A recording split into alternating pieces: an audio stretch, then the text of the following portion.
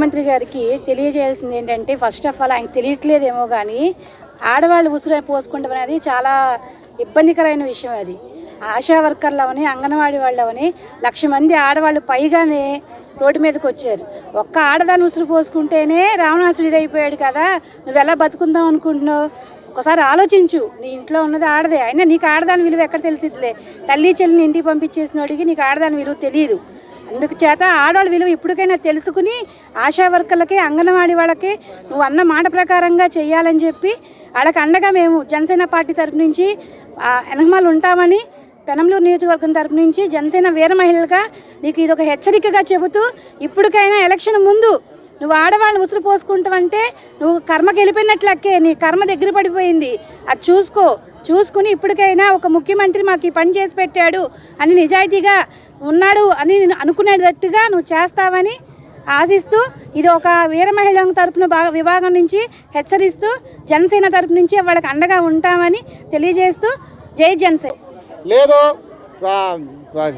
స్టేట్కి ఒక ఇల్లు కట్టుకుంటున్నారు, ప్యాలెస్లు కట్టుకుంటున్నారే కానీ ప్రజల సమస్య మీద ఏనాడు మీరు పట్టించుకోవటం లేదు.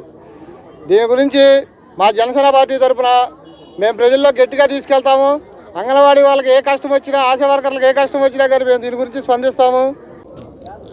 ఈరోజు అంగన్వాడీ వర్కర్స్ సమ్మె 4వ రోజుకి చేరింది.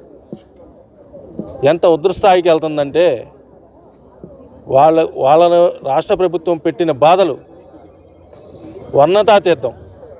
ఎందుకంటే గత ప్రభుత్వంలో ఇచ్చిన 10,500కి ఒక 1,000 రూపాయలు మాత్రమే వేసి, ఈ రోజుకి 11,500 మాత్రమే వాళ్ళ జీతం ఇచ్చి వాళ్ళని అన్ని రకాలుగా పని చేయించుకుని ప్రభుత్వం వాళ్ళని గాలికి వదిలేసిన పరిస్థితి.